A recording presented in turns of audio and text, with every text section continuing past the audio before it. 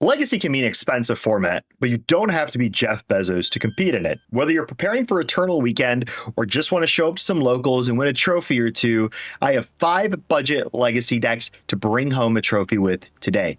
But today I actually have a guest with me, painter extraordinaire Uburdub. And if you've been on the MTG Legacy subreddit at all, I'm sure you've seen his work, but he's been putting a ton of work into a big budget Legacy document. And in this video, we're going to be going over what we think are the top 5 decks to bring today. So before we get on to the actual list, we have an honorable mention in Death's Shadow. So Death Shadow is really interesting because while it's one of the more expensive decks on this top 5 list, it's really great for transitioning your like a modern collection into something more akin to a legacy collection, because Death Shadow it's incorporating the tempo shell within this deck list. So you're playing Force of Will, you're playing Daze, you're playing Wasteland, cards that we know and love when it comes to the legacy format. But you're leveraging your mana base of Watery Graves so that you can enable cards like Death Shadow. By the time the game reaches turns 2, turns 3, your Death Shadows are probably already hitting for 5 damage. And that's just really efficient. Back that up with like Tamios, Brazen Borrowers, Murktide Regents. You have a lean, mean, efficient legacy tempo shell. It's just a great option for someone who's looking to transition their modern collection into legacy, and it gives you time to build up. This is a deck that you could play for years, realistically speaking, and maybe you just play Legacy for a bit, you get a little windfall, you get yourself 1 Underground Sea, you get yourself maybe 2 Underground Seas, and bam, you're already transitioning into the Legacy mana base for tempo gaming. I think Death Shadow, while it's not inherently the best deck on this list, it's a great deck for anyone to start out with if you are looking to play blue. I'm sure Ikata will have a field day with you saying it's not the best deck on this list. I think it's really good, but that being said, I think there's we got some good decks here. It's really telling to how strong budget legacy can actually be. I think that's a good segue, because speaking of our 5th deck on this list, shout out Ikata as well as Wonder Pro and some other people that have been working on this deck for a while. We have Pitch Black, aka Necrodominance Midrange. Necrodominance Midrange is a deck that's leveraging MH3 almost all-star Necrodominance, which is essentially a fixed Necropotence. In true tradition, it is a black spell, which means you already know what card we have to power it out. But Max, why don't you give us a rundown on what that truly entails? So Pitch Black is a very interesting deck. This deck really only came to be February, March of this year. It really wasn't on anyone's radar. People were leveraging Necrodominance in Modern, but if you're not familiar with the Modern Necrodominance strategy, what people would do in Modern, they would turn 3, play out Necrodominance, and try to leverage all the cards in their hand to feed them to cards like Soul Spike or March of Wretched Sorrow. But since this is Legacy, we actually can just power out Necrodominance turn 1 with cards like Dark Ritual. Going back to my previous antidote, Duskmourn Commander, we got the printing of a card called Ancient Cellar Spawn, which reads it's got a little bit of flavor text that says each spell you cast that's a demon, horror, or nightmare costs 1 less to cast. But the important section of it is whenever you cast a spell, if the amount of mana spent to cast was less than its mana value, target opponent loses life equal to that difference. So cards like Soul Spike just end up dealing 11 damage total with Ancient Cellar Spawn in play. So you get crazy situations where you can just combo kill your opponent on turn 2 with Necrodominance and Ancient Cellar Spawn. If you're playing cards like Sickening Shoal, you could be doing this turn 1 if you really wanted to. If you have just that many cards in hand and that are that confident in getting killed, you can really leverage Ancient Cellar Spawn to do some crazy things in Legacy. And what's nice about this deck is that it has a range of ways you can build it. This will all be linked in the description, but we have a build of Necrodom that essentially is $300. You're more or less just playing a Dark Ritual Stompy deck, but you're still leveraging the Necrodominance Ancient Cellar Spawn, and you're using the Soul Spikes and the Marches to recoup some of your life loss. And if you want to build into a slightly more expensive versions, you can add One Rings. It'll bring the cost up from 300 to 700 because One Ring is just an expensive card, and the Manic Vase gets a little bit more expensive too.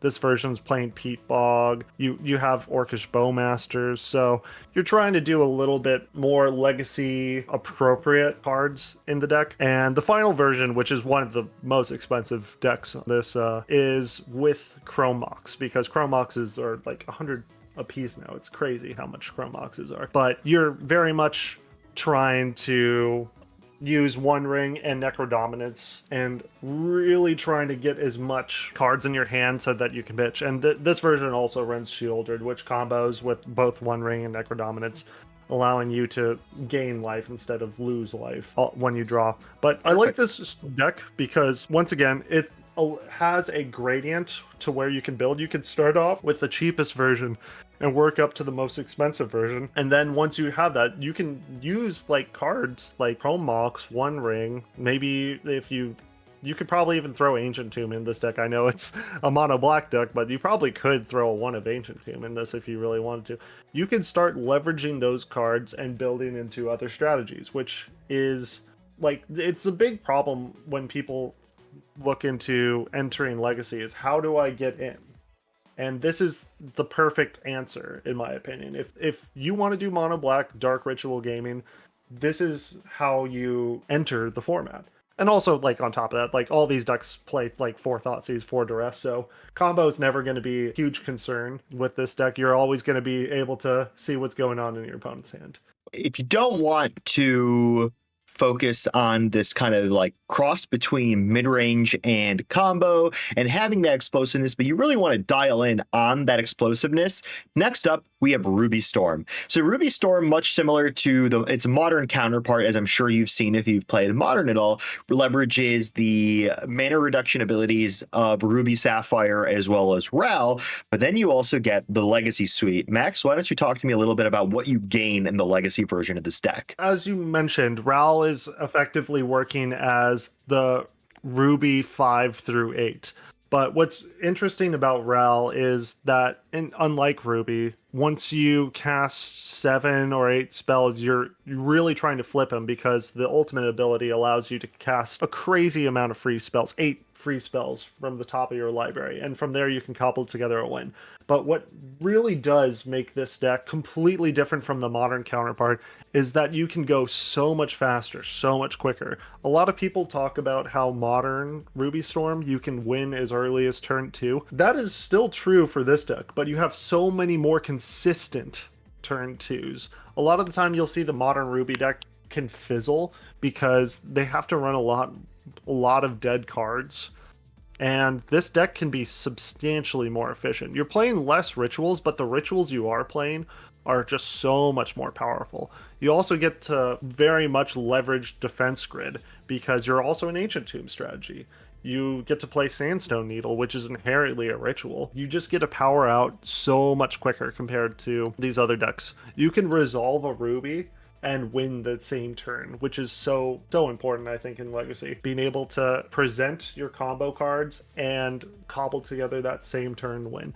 So you get cards like Burning Wish, Jeska's Will, Overmaster, Rite of Flame, Seething Song. None of these cards you can play in Modern. 2 of these cards are just outright banned in Modern. And from there, like, you can just storm out and grape shot your opponent to death, or even Elemental Eruption, which is definitely a fun option. Probably my preferred option. I want to see a lot of 4/4 dragons hit the field, personally. What about Stormscale Scion? This one does not actually play Stormscale Scion. I'm sure that's an option for... Well, it doesn't play Stormscale Scion because of Burning Wish. Burning Wish, you need to have instant or sorcery, and Elemental Eruption fortunately fits that requirement. But you still have a lot of options to work with your Wish package. And on top of that, you've got Leyline of the Voids. You can swap them for Fairy Macabres if you want. Really up to taste. Mindbreak Trap, Alchemist Gambit to beat One Ring gamers. Reforge the Soul if you need to wheel. And There's some cards you can pick and choose. There's a bunch of different builds of Ruby Storm. Some other strategies use bonus round to loop their spells so that just a couple rituals give them a crazy amount of mana and win through just looping fiery confluences to deal opponents enough damage to win right then and there. And that gets through one ring. But I think requires too many moving pieces, and realistically speaking, you can just win with this shell alone. And if you might lose some percentage points in specific matchups, but your overall matchup spread just seems really good. And trying to make sure you don't lose against blue decks and can beat their counter suite is substantially more important. So rituals aren't the only way to make big mana in this format. Next up, number 3 on the list, we have green Cloudpost. So fun fact for everyone watching, the very first modern deck I ever actually built was Cloudpost. And if you aren't aware of Cloudpost legality in modern, it was banned 1 month. I have to fact check that. Maybe 1 year. 1 month or 1 year after Modern came out, but I do remember Cloudpost was the very first deck I played in Modern. I believe it was 1 month after. Cloudpost is a really fun card. Mirrodin, released in Mirrodin, the way this card works is for every post land on the battlefield, Cloudpost generates 1 mana. Now, fun fact, if you guys don't know this, it actually accounts for your opponent's posts, which doesn't happen too often, but when it does, it is cool. Anyway, green Cloudpost has actually evolved a lot since when I first started playing Magic and Modern and even Legacy. It used to be this green ramp deck that used Elvish Reclaimer, main deck Pithing Needle, Naming Wasteland, and would ramp into Primeval Titan to eventually ramp into Big Eldrazi. But we've come a long way since then with the power dynamic duo of Urza's Tower and Planar Nexus. You can start generating 4 mana as early as turn 2. So, Max, talk to me about what Cloudpost means today, what it used to mean before, and what the deck is doing today to tackle the format. Yeah, like you said, it's a big mana deck. The most modern comparison we can really draw from it is it's the upgraded version of Green Tron in Legacy. But as opposed to 1-2-7 for your mana curve, you're going 1-4-7 and then 22 probably the next turn, because you're generating so much mana with your deck. So the main synergy that's happening between the modern Cloudpost variations was with a card that was printed in MH3 Commander called Planar Nexus. And what makes Planar Nexus so powerful is that Planar Nexus is every non-basic land type, which includes every non-basic land type, including the Tron lands. People figured that out really quickly and decided that it's a pretty good strategy to have Tower in your Planar Nexus deck, because now you can make 4 mana as soon as turn 2. So a lot of Cloudpost decks have adopted that strategy and have shifted from a Primeval Titan, Pithing Needle, like Elvish Reclaimer, trying to play this long game sort of deck, to let's just slam things until we win. And that's kind of what Cloudpost is, because you're playing 4 Karn the Great Creator, you're playing 4 Kozilek's Command, you're playing your Eldrazi, your Emrakul, your Ulamog, you're playing Ugin, 3 of, and of course you got crop rotation Once Upon a Time. And if you need a little bit more interaction, you got Disruptor Flute to name Wasteland, or if you're in a combo matchup, name something that will kill you, and Karn Silex to stop those pesky fetch lands or just wide board states, just sweep them all up. And notably Force of Will. Yeah, it turns off Force of Will. Oh yeah, you can't play. You can't force. That's messed up, man.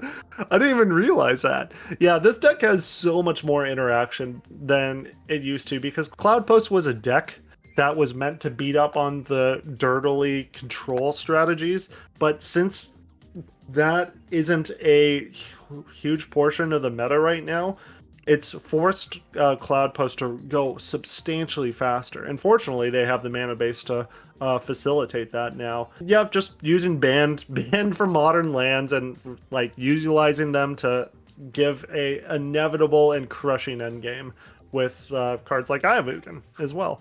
And your sideboard is essentially just an entire card package. You got your Lattice, another card banned from Modern. You got your One Rings. You got Snaring Bridge, Ballista, Tormod's Crypt, and some other cards like Force of Vigor, Veil, Fairy, and Dismember for when you need to get a little bit more interaction in your deck post board. But this deck is extremely powerful, coming in around 750, and it's something that doesn't, like, you won't need to upgrade it for very long because it's one of those decks that is just really solid on the baseline. Now, sometimes people will say, oh, but don't you need Tabernacle with this deck? This deck really could use Tabernacle. And I would argue Cloudpost has gone past the need for Tabernacle, since Tabernacle does have downsides of it not being able to produce mana and it not really synergizing with anything your deck is doing. The only thing it's there for is as a crop rotation target for go wide strategies. But for the most part, go wide strategies are not something you should be expecting to play into. You should be more or less expecting to play into, with the current meta, Blue-Black Reanimator, Karnforge, Blue Tempo, and this deck surprisingly has a really good matchup against that huge swath of the field. Green Cloudpost is a very solid option for anyone who's looking to pick up a budget legacy deck, but also have something that they don't realistically need to upgrade, because this deck is, with the exception of the upgrades from MH3, this deck has pretty much remained steady, like operating in the zone it has, and has just been able to take down a lot of online tournaments. And on the other side of the spectrum, while Cloudpost is generating 30 mana, what about a deck that can generate and win games off of 2 mana? And if you've been playing Modern at all in the last few years, I'm sure you're aware of Energy. Now, the big difference in Legacy is obviously the dual lands, but this deck is so low to the ground that you don't actually need them. So operating in Team Italia colors, we have Mardu Energy. So Mardu Energy is really interesting because, like you said earlier, you would think that a deck like this in Legacy should be playing duels. And realistically speaking, that is the most optimal choice. But you're gaining so much life with Guide to Souls Ocelot Pride that the life loss you may incur over the course of a game is a little bit more negligible compared to most other strategies. While something like Delver really does not want to be playing shock lands because you don't want to shock days and then shock again unless you're playing Death Shadow. This deck does not have that issue. You can play as many shock lands as you want when it comes to this strategy because you're gaining so much life over time with Guide of Souls and Ocelot Pride. And with the creature suite that's available to you, a lot of the times you'll negate any life loss you'll receive just with a single turn 2 play, because you're playing Bowmasters, you're playing Voice of Victory, you're playing a Johnny, and you start off with a Guide of Souls. You're also playing now banned for Modern Ampteraptor, and Guide to Souls will just pick up on that life total really quickly. And since you're in these white and black colors, you're also playing a huge discard suite to make sure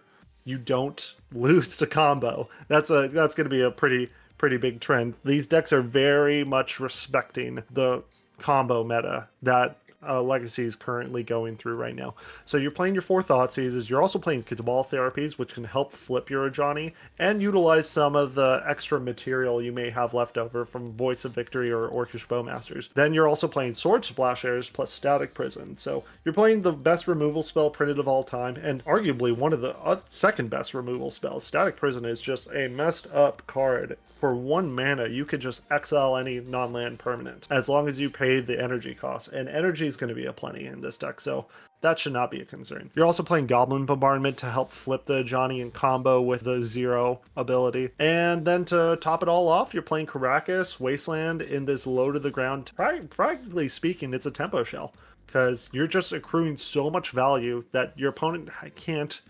really target one thing and be able to cobble together gameplay. It's so fair and it's so efficient that you really have to either wipe the whole board or like combo win in 2 or 3 turns, because this deck will just run you over. Speaking of fair decks, I think that leads us to our final deck on this list and what we would consider to be the best budget deck today. Now, this isn't a deck for everyone. This is a deck that requires a deep understanding of the rules and interactions of Magic the Gathering. A deck that is so convoluted and complicated that there are hundreds and thousands of legacy players everywhere that hate this deck so much. It requires the deepest, most difficult, most engaging decisions to have ever seen in Magic the Gathering. We have Oops All Spells. Okay. Jokes aside, I do think this deck can be pretty convoluted and kind of tricky to play at times, but I would be amiss if I didn't at least have some fun with this section. Oops All Spells, famously and notably really reinvigorated by Faulted Form and Nathan Lippitz and really the Oops All Spells Discord in general. The deck has kind of went from meme status to a juggernaut over the course of a very short amount of time. A big part of this is due to the introduction of all of the new MDFCs in Modern Horizons 3. But really this deck kind of came out of nowhere about a year or two ago and made a huge splash. A lot of people disregarded it at first, but it started putting up results, and people realized that you cannot just have one Force of Will or one Surgical to beat this deck. You need to be prepared for this deck. Max, talk to me a little bit about what makes Oops All Spells such a menace in the metagame today. So, for those who are uninitiated, Oops All Spells leverages the ability of Undercity Informer and Balustrade Spy to mill yourself until you reveal a land. The catch is this deck doesn't play any lands. It runs a full MDFC mana base. So with the resolution of these cards, you plan on milling your deck, revealing Dark Amoebas, Cabal Therapying your opponent, bringing back Poxwalkers, and eventually Dread returning to play Thassa's Oracle and win the game the very same turn you play one of your 8 mill effects. It's really powerful, really compact, and with the printing of MH3's MDFC lands, it's really just efficient. It's a complete mono black deck. Half of the deck is pure mana, so you're consistently resolving Balustrade Spy and Undercity Informer turn 1. But you might think to yourself, so that, like, yeah, it's an all-in glass cannon combo deck, so I just Force a Will it and I'm good, right? Not exactly. This deck still plays discard, and on top of that, it plays Pact of Negation, because they never plan on paying the Pact. They're winning the same turn they're playing Pact of Negation. It's really difficult to beat this game 1. And even if you do have Graveyard Hate, this deck is able to leverage the card Memory's Journey with Jack-O-Lantern. By filtering out a black mana or a red mana, it can flash back for green and essentially build a doomsday pile that will kill you. If they can't kill you this turn, they will try to kill you the very next turn, or just beat you down with Poxwalkers and zombies until you concede or die. So it's extremely powerful in game 1. And game 2, you might think to yourself, oh, I bring Leyline of the Void. That pretty much shuts down the entire deck. Not necessarily, because what makes Oops All Spells so scary is you can never be exactly sure what their sideboard strategy is. Because some decks will run Enchantment and Artifact Hate and just try to power through the Graveyard Hate that you have. Some will juke into Midrange and bring in like efficient beaters like Barrogoyf, Dothy Voidwalkers. You might even see a Rotting Regisaur in there. And then the third option, some people just bring in Charbelchers and say, I don't care what Graveyard Hate you have, you're going to be dead because Charbelcher naturally synergizes with my deck. So if a Charbelcher resolves, you're probably not winning that game. So Oops All Spells has become sort of a boogeyman of the Legacy format as a result of being very difficult to play against game 1 and tough to decide what they're on in the post-board games. But even though this is the strongest deck, in my opinion, on this list, it might not necessarily be the most fun to play in paper. I think this is very much a deck that is catered towards the budget Legacy gamer who wants to win at all costs. Oops All Spells is really powerful. I think if I had to pick a deck out of all these decks to take down a tournament, or at least top 8, Oops All Spells has to be the #1 contender. I do agree, actually, that if you wanted to take home a trophy today with a deck on this list, I think your best bet is going to be Oops All Spells. I do want to give an honorable mention, though, before we get going.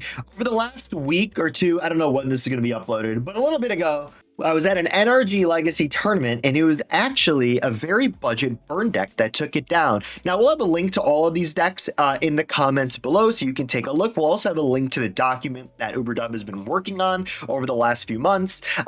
There's a lot going on there. There's a lot more than just these decks, so definitely keep that in mind. Max, do you have anything else you want to say? Yeah, I think that energy result with burn really is just telling that you don't have to own duels or be a Jeff Bezos type of gamer to win in Legacy, because at the end of the day, having tight play and understanding the meta and understanding what your deck does is going to be the most important thing when it comes to succeeding in Legacy. And I feel that with that burn results, that is one of the things, like the player knew what they were going against, knew what decks they were, knew the meta at a large, and knew how to play their deck. And that ended up with a little bit of good luck, of course.